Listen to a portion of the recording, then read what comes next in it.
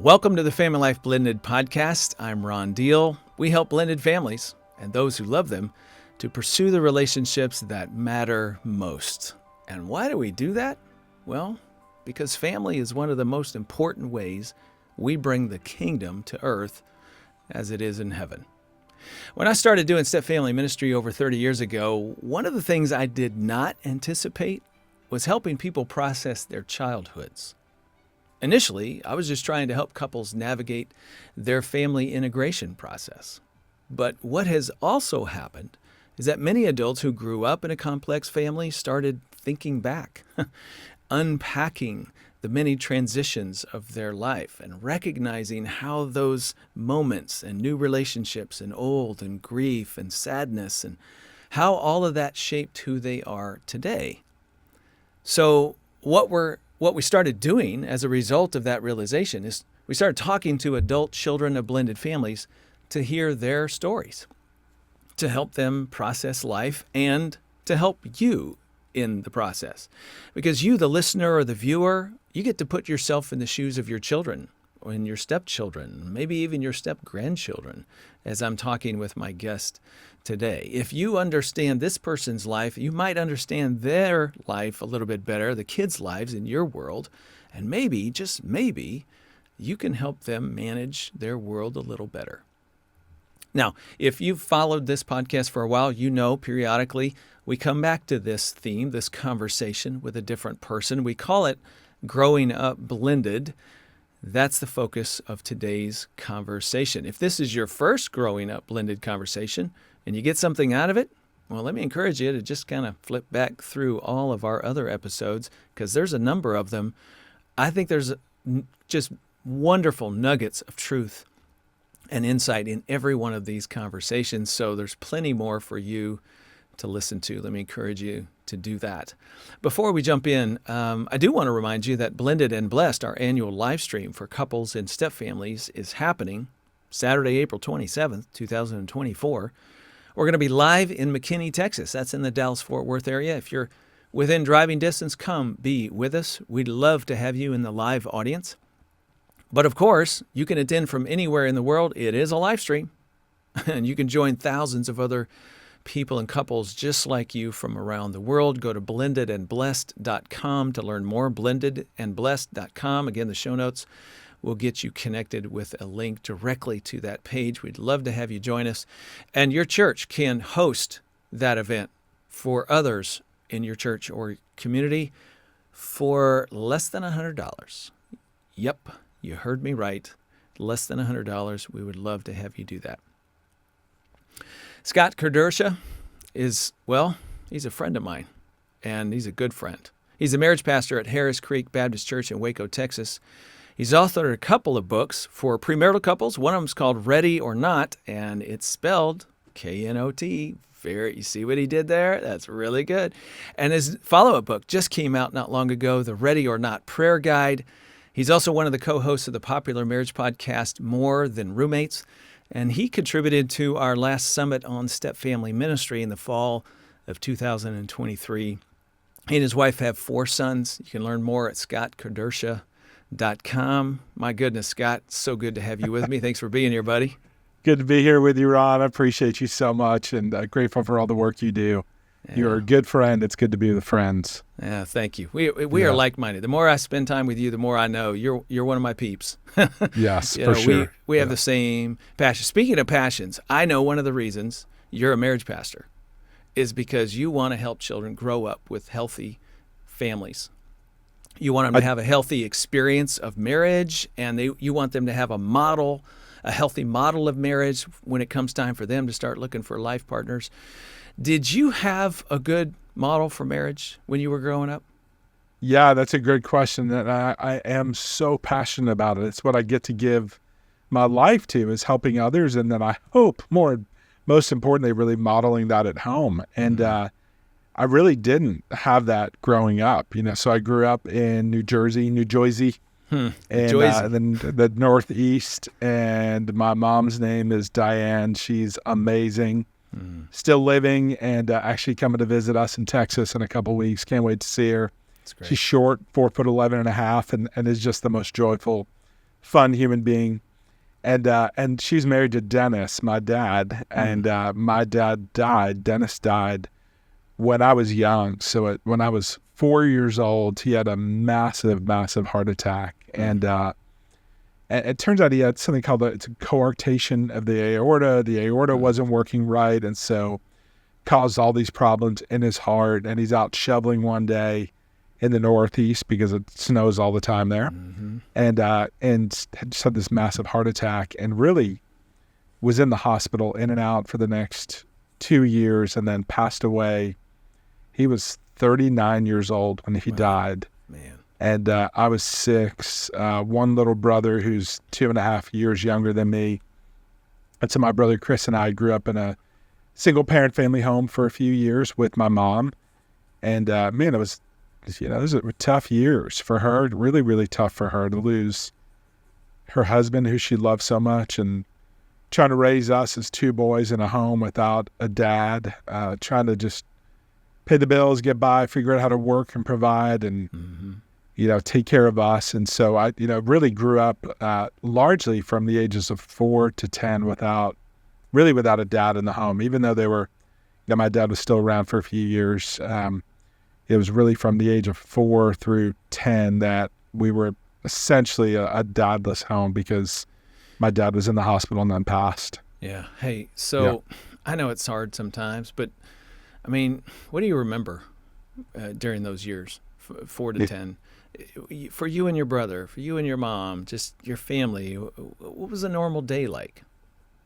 Yeah, I remember a lot of people coming in and helping, and so we would go home with a friend every day. In some ways it was really normal. We'd play baseball and play sports and soccer, and we'd go hang out with family, like extended family.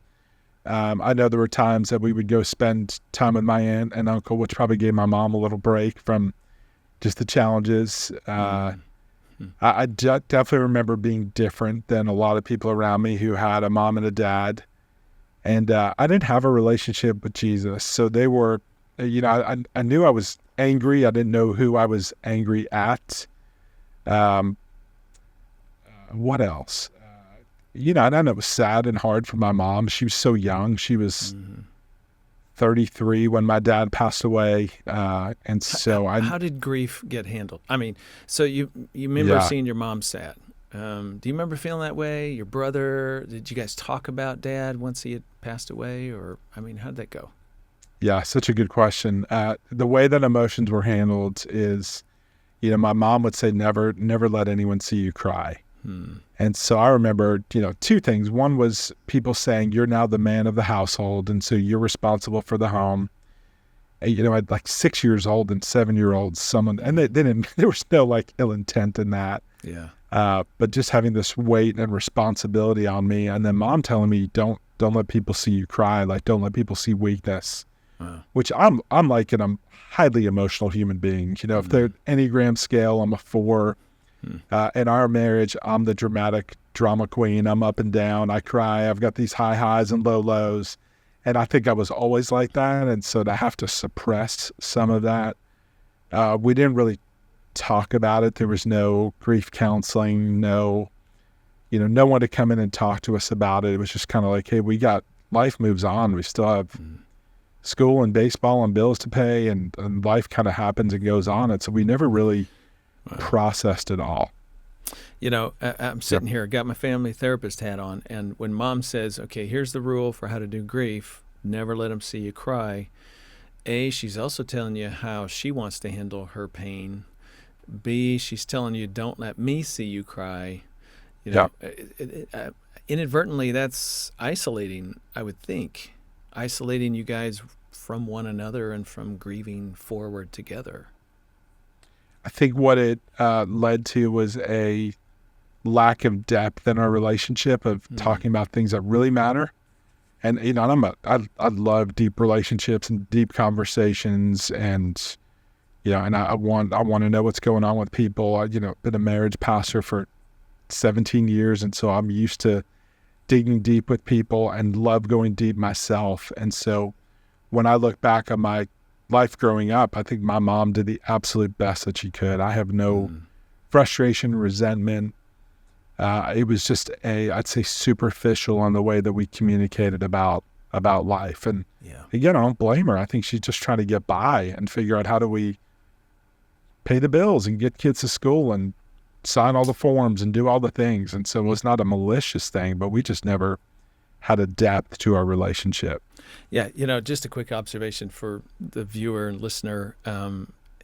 It's amazing how when we all go through traumatic moments, difficult times, major transitions in life, the things that we're told and what we're taught, if you will, about how to cope and handle those hard moments or even the joyful ones, sort of becomes the template for how we do life the rest of our lives.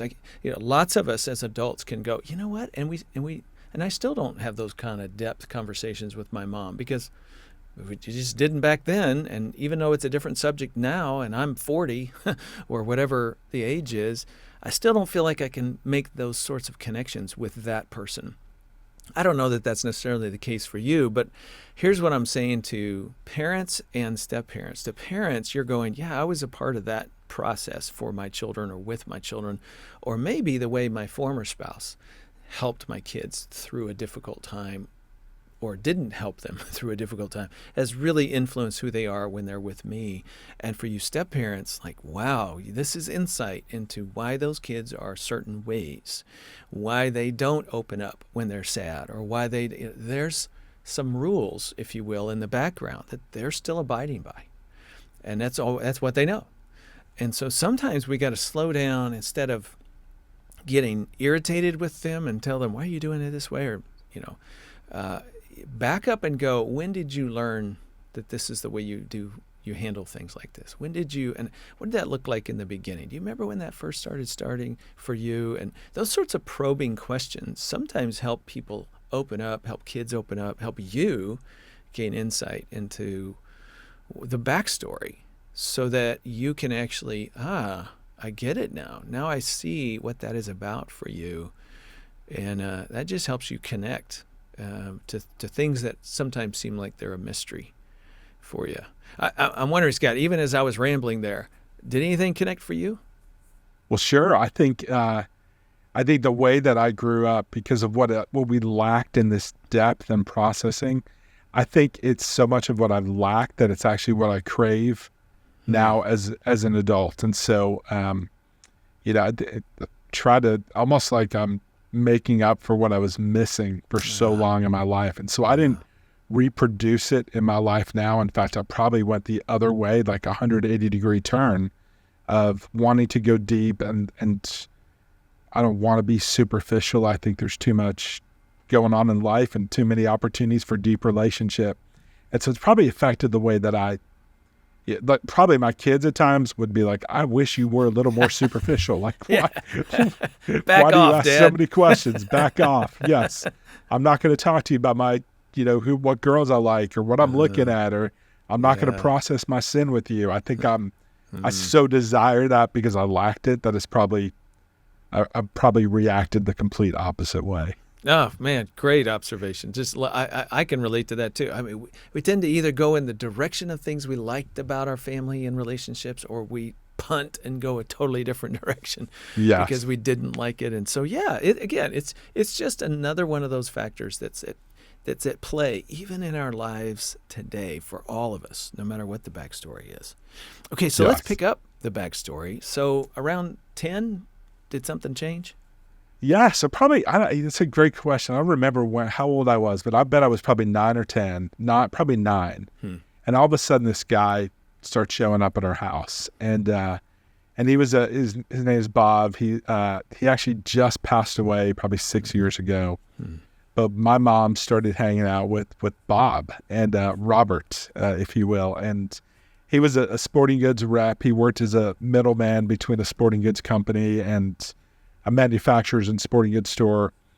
And so he would start showing up, and he knew how to connect with us. He was really, really great at that. And so he'd come to take my mom out for a date, and we didn't really know what was going on, but we just knew they were spending time together. He was best friends with our next door neighbors. And so he was divorced, had a son and 2 daughters who were great, still have a relationship with all 3 of them to this day. But they started hanging out with each other, and he knew he was great at connecting with us as kids. And so he'd bring a football, he'd bring a Frisbee, he'd bring us baseball cards. I was going to say sporting goods guy. He's got access to all the good stuff. He did. He knew how to connect. And in fact, kind of a funny story, I'll tell a long story short, but it's important. He would always go to these sporting goods shows. And so, he'd be like the middleman between, call it, Nike and Dick's Sporting Goods. Okay. And so Nike would come out with a new product and Dick's would want to sell it. And so he would bring the new product to Dick's, say, here's what it is. You want to buy this number of them and this many stores. And every year they would have these big conventions where all the manufacturers would get together and just like promote all their new stuff. And so humongous show, like at the Chicago Convention Center and all these big convention centers. And my dad would go to these shows, and he would represent the companies, find out what's going on, come back home with like all the things everyone needs to buy at the stores. But the coolest thing is that every show, there were all these famous athletes that were there who represented the company. So if it's 2023, Steph Curry is representing Under Armour, and LeBron is representing Nike. Back in the day, it was all of the best and biggest athletes. And so he would come home with a stack of signed autographs for me, personalized notes, and go like, hey, Scott, I hope you have a great baseball game on that's awesome. Monday. You're playing the Giants, and it would be signed by Pete Rose, Pete Rose before he got banned. Martina. Before. When he was big. Martina. Who else? Navratilova. Martina Navratilova. Yep. Marvin Hagler, all the best football players. And over the years, he just did a great job of collecting autographs for us. And it was just his way of building a relationship with us. And so I was like, I don't know who this guy is, but he's bringing me footballs and baseballs and autographs. And so he must be okay. He did a really good job of building a relationship with us. Now, fast forward, it turns out, I found out literally in his last days of life that he forged most of those autographs. Oh, that's so there. So I don't recommend lying to build a relationship with your kids. Okay, pro tip for the listener and the viewer: don't lie. Be a genuine Don't lie. self. Don't forge the autographs. And so it's funny. I have this kind of photo album filled with signed pictures of famous athletes, all signed by my dad. And I should have clued in a little bit earlier. They kind of all looked the same. And it didn't matter what sport they played, what gender they were, how old, how young, skin color. All of the autographs looked the same. It all makes sense. It all makes sense now. Yes, but he really did a great job of building a relationship with us, of at least just trying to win us over, which I think was which I appreciated, because I was skeptical of who's this new guy in our life. So they ended up getting married. I was 10 at the time. And they were married for 33 years before he passed away. He had Alzheimer's, and last 6-7 years were really, really hard for him, for my mom. She loved him so well, so well. I always say she's the best picture of marriage I have ever seen, because of the way that she sacrificially and selflessly served him, and he couldn't communicate. He got aggressive physically at the end because he couldn't understand anything. Yeah. And she still loved him so well. And they were married probably 33 years. He passed away about 6 years ago. Okay, so I want to go back to those early days. He's bringing you stuff. You guys connected around sports. That's pretty exciting. It's kind of this energy around that. He found his connection point. One of the things we tell step parents is, hey, you got to start somewhere, right? Find the middle ground. What do you have in common? And use that as a tool to begin to develop more middle ground with one another. I'm curious. So you obviously were drawn to that. There was something really neat about that. I'm curious if there was another part of you that struggled to know what to do with him, where to put him. How did this impact the death of your biological father? And I'm also wondering about Chris, your brother, and Yeah. how did that work for him? Yeah. Well, I mean, it's some of the, quote unquote little things, like what do we call them? When they got married, do we call him dad? Do we call him stepdad? We settled, we call him Mick, M-I-C. His last name is McCulloch. And so we called him Mick, which was a term of affection. But it was still like this, well, you are my dad, kind of, but you're really not my dad. And so we had this wrestle for a long time. My dad, my biological dad, we looked so similar. And I wish I had a picture here with me, just to even pop it on the screen. And so I looked a lot like my biological dad. I looked nothing like my stepdad. My biological dad had the best reputation of, kind of walk in a room and everyone loves him, and just a really lovable, fun guy. And, my stepdad isn't those things. And so I didn't really know my biological dad. I just knew a lot about him. And so the comparison game is definitely going on. Discipline, was hard because, again, like you're not really my dad. You are, but you're not. And so just this even debate going on in our heads all the time.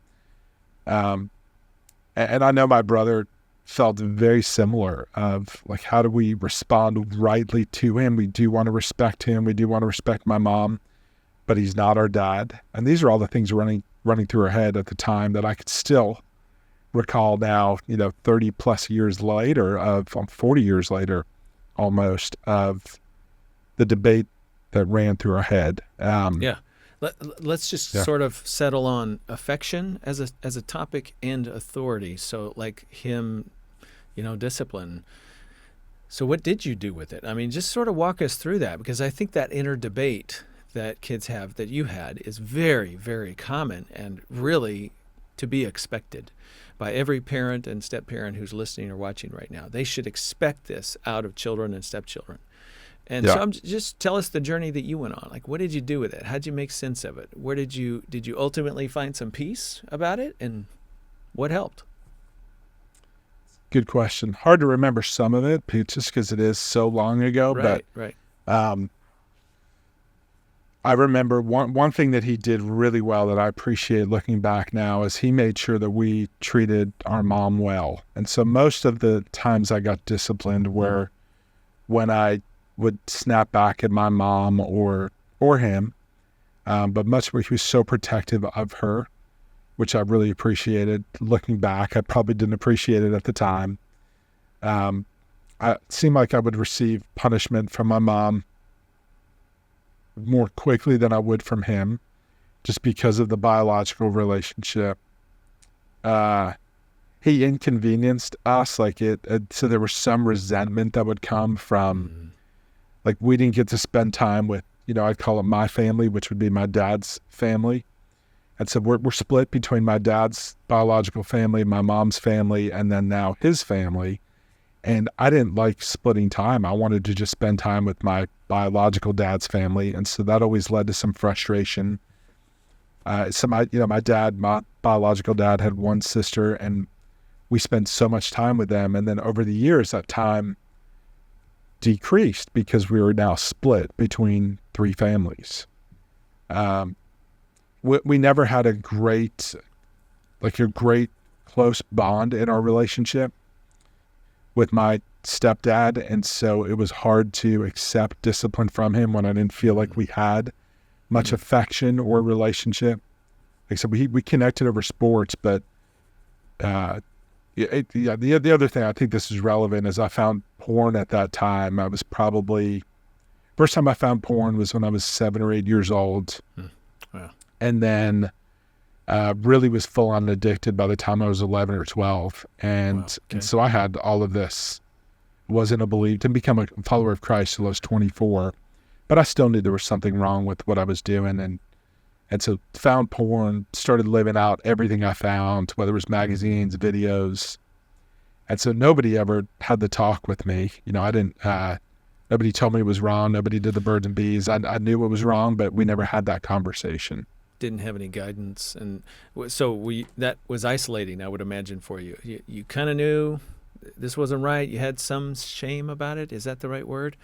And So much shame. Yeah. So you were hiding in your shame, but there was nobody to really connect to, which probably just added to the, he's fun, but he's still not my dad. I'm not really close with him. I can't really trust myself to him, feeling that you had with him. Yes. Yeah. The sex talk was, hey, when you go out with a girl, make sure you use a condom. Don't get her pregnant. Mm-hmm. And that was literally my entire sex talk. And I lived out everything I saw in pornography. And there was so much deep shame, even though I was not a follower of Christ. I'm like, there's something wrong with these behaviors, and just did whatever I saw and lived out. And that affected me for a long time, through my early 20s, before I went into counseling and got into community within the body of Christ. I carried that deep shame with me and probably had some resentment looking back that, why didn't anyone tell me? Why didn't my mom and dad tell me this was wrong? Why didn't they help me? And it has affected the way that I parent my kids, that, we're making sure that we're going to talk through these things consistently, regularly, in a loving way. And it's been really sweet the way that we have, kind of learned from what I grew up with to say we're going to do things really different in our family. And I'm really grateful for the relationship I have with my boys with that. Yeah. Scott, I really appreciate you sharing about that. Here's my reflection for those that are watching or listening. Anything, it doesn't have to be pornography, but anything that sort of serves as a point of shame for a child, or it could just be, I feel like, their identity is undeveloped. They don't really see themselves as valuable or worthwhile. There's a sense of, I don't know how lovable I am. I mean, every kid goes through that whole journey. Anything like that leads a child to withdraw. I mean, at the end of the day, that's what it's going to take them, is away from us. Less movement toward us as parent figures and more movement away, isolation, not sharing or opening up, but being more closed. And so you may be a step-parent going, man, I don't know what it is. This kid just will never open up to me. I don't know. Maybe there's something going on in their world that has nothing to do with you, but it has everything to do with you, because they just don't know how to move toward you with that. It could be a biological son or daughter that's going through the same thing. Sometimes kids are more open in one household than they are in another for half a dozen reasons. And you just sort of get the short end of that stick, and it's frustrating. Well, okay, again, refocus. It might not be so much about you. Don't assume it's rejection. Instead, try to move toward the child in whatever moments you have, knowing that you don't even know what you're shooting at, right? You don't even know what's there. And so it's hard. Back to your question of why didn't they ever have the talk to me? It just sort of goes, yeah, in the normal course of parenting, we do have to talk about sex with our kids. We do have to talk about friends and bullying and a ton of things that are moral issues. And you might just happen upon one of the things that they're really struggling with in the process of doing that. Don't be afraid to try to move toward that part of them, but understand they have to wrestle with it to some degree, or they might not move toward you. So I'm just trying to sum up what I'm hearing so far, Scott. I'm hearing he was fun. It was something he did right when he connected with you guys that you enjoyed sharing with him. At the same time, he wasn't your dad. And so that affected affection that you might show or demonstrate to him. It influenced the choice of term you used to refer to him. And it certainly impacted receiving his authority or discipline in your life. Yeah. There were some challenges there. So you may not remember a moment, and really I think for a lot of kids there's not a moment. There's just sort of, I wake up one day and I'm somehow okay with this person in my life. Did that happen for you? Yes, for sure. And well, I'd say two things. One along the way, and then one as I look back. Along the way, one thing I saw my dad do really well, stepdad do really well, is the way he loved my mom. And then he, because he was on his own for a few years, he learned to do everything on his own. So he cooked, did laundry, took care of the house, the car, the yard, and vacuumed.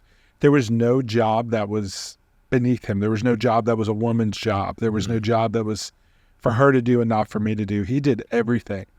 And I remember, that affects me now looking back and seeing, okay, there's not stuff that Kristen does, my wife, and there's stuff that I do. There's stuff that we do. And she might do it more often than me because I have a full-time job where I get paid. She's a stay-at-home mom, works part-time, but we do things together. And so I learned a lot from my stepdad in that, there's work that takes place in the home and you both do it. And I love that mentality that I grew up with we don't need to get into all the whole theological debate of complementarian, egalitarian, all that. I still believe I'm the leader of our home, but we split up the job. It's our work to do together. And so I'm very thankful for that. And then I think where the light bulb came on was when I became a follower of Jesus, and I looked back and I said, they messed up at times and they didn't do things perfectly. I really do believe they love us. My mom loves us. My stepdad loved us. They did the best that they could in spite of the challenges of, my stepdad had two new sons to love and to raise, and he still had a biological son and still had two biological daughters. He had the challenges of navigating co-parenting with his ex, who was really, really difficult at times. And he was dealing with the hurts from his three biological children because mom and dad got divorced. And so when I look back, I am just so much more sympathetic and empathetic to the challenges that they walked through. That, that they go, they didn't do it perfect. I don't do it perfect. And so I could show some grace and really be grateful and not just focus on all the things that they did incorrectly or could have done better. I think they really did do the best they could. That's neat. You mentioned his kids. I'm curious, how was your step-sibling relationship? Were they around your age? How'd that connection go? Yes, they're all a little bit. So my brother's 3 years younger than me, and then my step siblings are probably anywhere from 5 to 15 years older. Okay. And so we never grew up in the same home. They lived with their mom, and then my stepbrother was already out of the house by the time they got divorced. But my stepdad and his first wife. So we never lived in the same home together. We spent time together on holidays, and that's it. I would not say we've ever been close. Okay. And then I moved away to go to college when I was 18, and I've been far away from New Jersey for 32 years now. And so we'll still keep up on social media. We'll still text, and they're great. There's no animosity, no broken relationship or frustration. I would just say we don't have a really deep relationship with each other, but again, I'm so grateful for who they are and for the relationship we have. It's just not a really deep relationship, but I know it could have been a whole lot worse, and I'm thankful just for who they are and the relationships we have. As I'm listening to you, I'm thinking we've had a number of people write into our ministry and say, okay, we've got adult children, young adult children. They don't spend a lot of time together. We really want them to think of each other as family. What can we do to fix all that? I always tell them, well, first off, it's not up to you. They have to find their authentic, genuine connections, and some of them will have more interest in developing those relationships than others. That's right. But as somebody who's walked that path, what would you say to a parent who's anxious about it for the stepchildren and step siblings? Yeah, that's a great question. I would say almost exactly what you said, Ron, that you can't force it. You can't make us have a relationship with them. We all have our own lives. We're busy. And again, we were older. It's not like we grew up in the same home together. I think that brings some additional challenges and opportunities that we didn't have.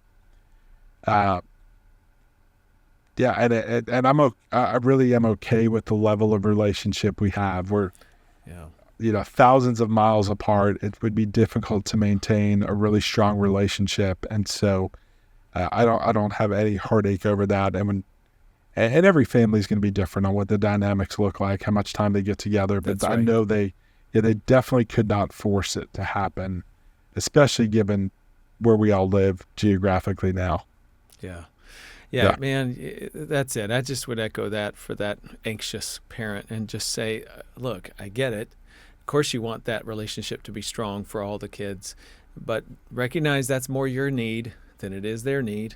And That's right. You can't force your needs on them. They're not gonna satisfy your need for you. That's something you've got to just relax about, and they'll figure it out. They'll navigate the space as best they can. And in your case, you obviously have a fondness for them and an appreciation for who they have been in your life, even though you would say you're not necessarily close. That's okay. I do. Yes.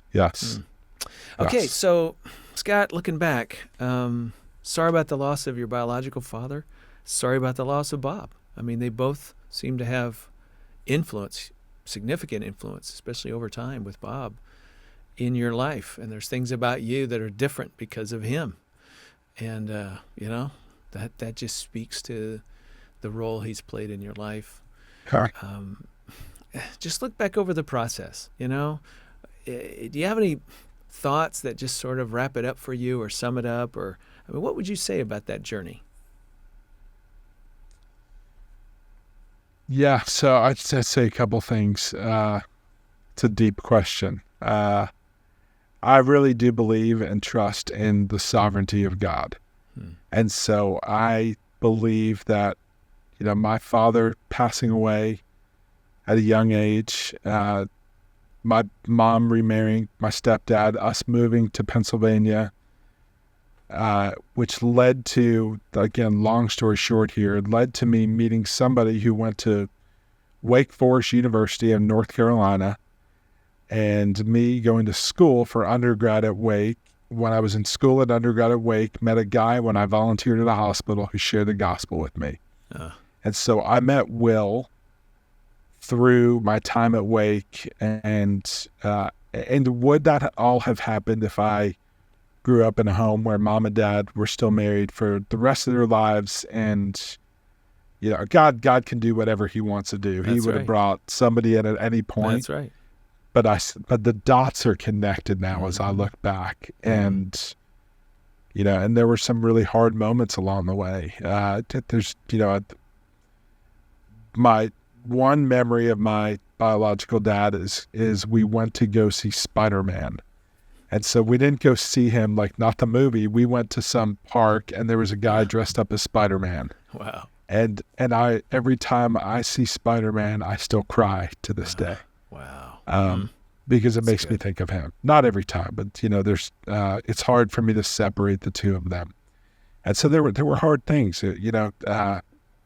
For years, I think about my poor mom who had to do so much to raise us, and and for her to love again, knowing that that her new husband could die as well, which he did. My mom has walked through some really hard times, and so there's been a lot of challenges. That's where my biggest problems in life come from growing up without a dad and just the hurt that's come through that. And I still think God is good, and I trust him, and wholeheartedly, I really believe he's a good and kind God, even in the midst of the pain and the challenges that come with our unique blended family that I grew up in. So, yes. That's really good, Scott. Listen, I appreciate you sharing with our viewers, our listeners, and laying that out for them. People walk in through life day in and day out. We're wondering how our kids are experiencing the world that we are exposing them to and carrying them through. And you've done a great job sharing your story with us. I appreciate it very much. Thanks for being here. Thank you, Ron. I appreciate you. If you, our viewer or listener, want to know more about Scott and the ministry that he's involved in, check out the show notes. We'll get you connected. If you leave a review or a rating, it helps others find us. I don't know if you knew that or not, but it really does. On Facebook, David recommended Family Life Blended, saying this: a great source of information about how to live in a blended family. Thanks. And Jamie said, full of real-life practical tools to help blended families. Well, we appreciate that feedback, and again, it reaches other people and encourages them to listen to the podcast and get in touch with us. If you haven't subscribed to this podcast on YouTube or through your podcast app, please do that. We don't want you to miss anything that's coming. And a quick reminder that FamilyLife Blended is a donor-supported ministry. If you didn't know that, everything you give to support this podcast and all the other work that we're doing is tax deductible. Again, look in the show notes. We'll let you get connected. We'd love and appreciate that gift in advance. I'd love to see you in an event that's coming up, especially if you live in the Dallas-Fort Worth area. Make plans to be part of the live audience for Blended and Blessed on Saturday, April 27th. It's going to be in McKinney. It's a suburb of the Dallas area.